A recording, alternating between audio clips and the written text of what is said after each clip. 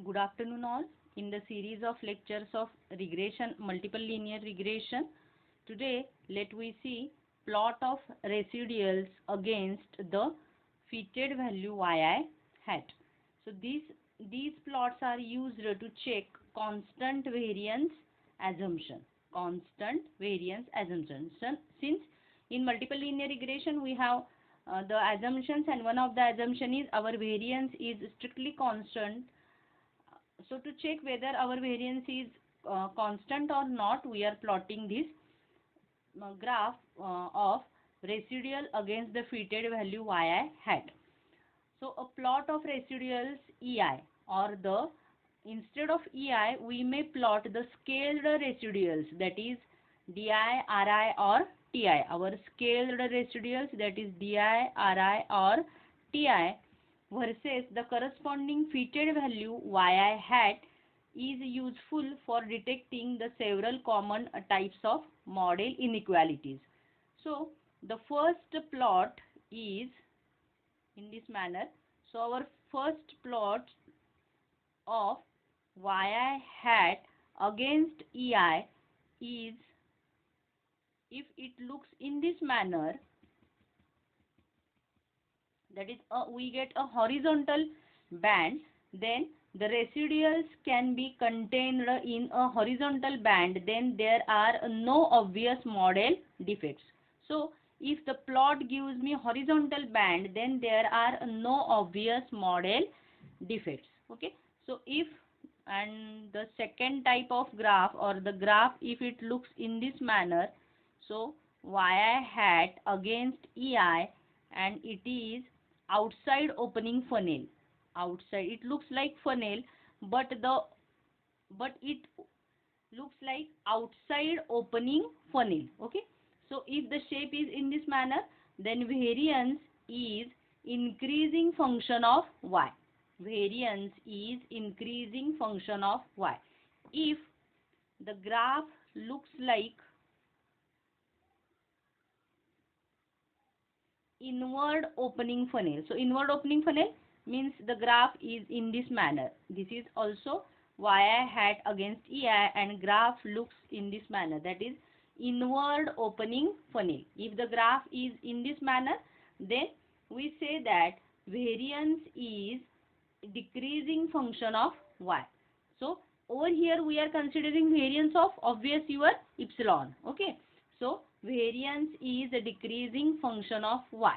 Okay, so if the next type of graph is, if your graph looks like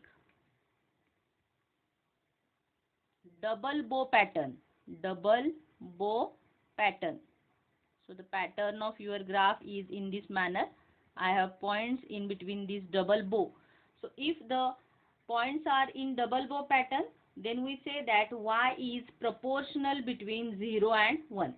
So the y is proportional between 0 and 1. Okay, now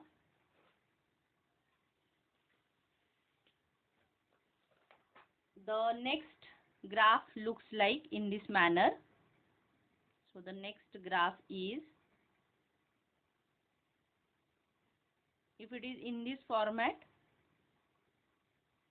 so yi hat against ei, it indicates a non-linearity. It indicates non-linearity. This could mean that other regressor variables are needed in model. For example, squared term necessary in model. That is, this suppose we get this pattern, the pattern looks like this, then it indicates non-normality, and since we required the normality, we need to square term in the model. We need to introduce a term which is a square term. Okay, so they are also indicate one or more usually large residuals. So this pattern also indicates there are more or one or more usually large residual. Fine. So these points are potentially outliers, and the points which are large residuals, so these points are potentially outliers. So outliers means the points which are far from our regular points, or far from our usual data set. Okay, So large residuals that occurs at the extreme y hat values could also indicate that either the variance is not constant or true relationship between y and x is not linear. So getting the concept? So that means if we get the pattern in this manner, then it also indicates that either the variance is not constant, okay, or it may indicate that there is a true relationship between y and x is not linear. Okay, fine. So that is my plot of residual against the fitted value yi hat. Now the next plot is plot of residuals against the regressor. Plot of residuals against the regressor. So this plot is useful to determine whether curvature effect for regression needed in model. Whether there is a curvature effect in the model. So plotting of residuals against the corresponding values of each regressor. So over here we can plot the residual against the each regressor variable can also be useful. The plotting of such that horizontal scale is xij for jth regression and vertical scale is ei. Horizontal scale is xij for jth regressor and vertical scale is ei. Here, horizontal band containing the residuals is desirable. Here, horizontal band containing the residuals is desirable. The funnel or double bow pattern. Funnel. So, funnel means this pattern or double bow pattern. Over here, funnel or double bow pattern in plot indicate non-constant variance.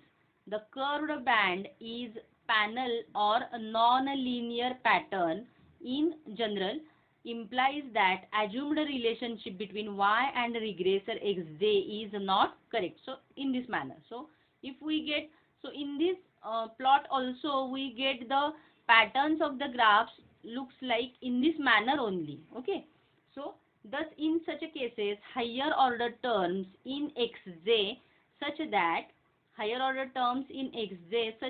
xj square or transformation should be considered. So to remove this error, we need to introduce a higher order term as xj square or transformation must be considered. So in simple linear regression case, it is not necessary to plot residual versus both yi hat, okay, and regressor variable, yi hat or regressor variable. The reason is that the fitted value yi hat are linear combination of regressor values xi. So the plots would only differ in scale for abscissa. Okay. So that means this is the reason why we cannot plot the yi hat residual versus yi hat and regressor variables in simple linear regression. Okay. So plotting residual versus regressor is not always the most effective way to get idea about whether a curvature effect is required for the variable in model. There are two more effective plots for investigating relationship between the response variable and regressor. So rather than these two plots, I have two more effective plots for investigating relationship between response variable and regressor. So the first plot is plot of residuals in time sequence, and the second plot is partial regression and partial residual plot. So the first plot is plot of residuals in time sequence. Plot of residuals in time sequence. So this plot of residual in time sequence is used to find whether uncorrelatedness of residuals. So residuals are uncorrelated or not. That can be found by using the plot of residuals in time sequence. So in this graph, in time sequence plot of residuals, may indicate that the errors at one time period are corrected with those at other time periods. So if our data is related to time period, then whether the error term is different for different time period, that can be find by using this plot. Okay, if time sequence in which data were collected is known, it is good idea to plot residuals against the time order. Fine. So the correlation between model errors at a different time period is called a autocorrelation. So that is one more term in regression analysis, that is, if the data is correlated between model errors at different time period, then we call this as autocorrelation. Okay, so the graph looks in this manner. So over here we have two types of graph. So the first graph looks like, so suppose I call this as type graph A. So time versus residual, that is my EI. Okay, so in first type we get the line in this manner. So upward and downward trends are included in the first type of graph, and in second type we have time against EI only, and we get the pattern in this manner. So I have the pattern in this manner. So at the end I have a point, or in between also I have some points. Okay, so in this manner it looks in this manner. So a plot A, that means this plot A indicate that there is positive autocorrelation, which and the figure B indicates there is a negative autocorrelation. So positive autocorrelation and negative autocorrelation. Note that the presence of autocorrelation is potentially serious violation of basic regression assumption. So if the data if we plot the data against time against the residual, and if we get this type of graph, then autocorrelation is introduced, and that gives me a serious violation of basic regression assumption. Okay, now the second plot is partial regression and partial residual plot. So partial, so first of all see what is partial regression plot. Let we see partial regression plot first. So in partial regression plot, as we know, plot of residual versus a regressor variable is useful in determining whether a curvature effect for that regressor needed in the model. So in the previous part we see this, that is plot of residual versus a regressor variable is useful in determining whether the curvature effect for that regressor needed in the model. The limitation of these plots is that they may not completely show correct or complete marginal effect of regressor, given that other regressors are in model. Okay, so that means if the other regressors are present in the model, then the effect the effect of regressor for which we need to check whether it affects my assumptions, then it doesn't give me such a result. So a partial regression plot is a variation of the plot of residual versus the regressor, that is an enhanced way to study the marginal relationship of regressor given other variables that are in model. So in partial regression plot you are studying a variation of the plot of residual versus the regressor. That means we are study the marginal relationship of regressor given other variables that are present in the model. Okay, so this plot is useful in evaluating whether we have specified the relationship between response and a regressor variables correctly. So such a type of plots are useful in evaluating whether the relationship between response and regression variable is correct or not. So partial regression plot can also be used to provide information about marginal usefulness of variable that is not currently in the model. Okay, so if any of the variable is not introduced in the model, then whether that particular variable gives me the correct answer, that can be checked by using this plot also. So for example, consider first order regression model with two regressor variables. So let me consider the first order regression model with two regressor variables. Okay. So this is my model, that is y is equal to beta naught plus beta 1 x1 plus beta 2 x2 plus epsilon. Now we are concerned about nature of marginal relationship for regressor x1.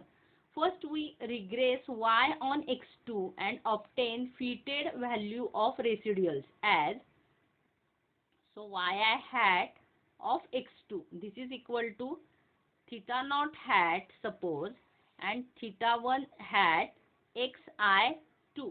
So over here this is the fitted value of residual. This is the fitted value of residual when we regress y on x2. When we regress y on x2. Okay. So the EI of this, that is EI of y given x2 is yi minus yi hat x2. Okay. And obvious I varying from 1 to up to n. Oh, fine.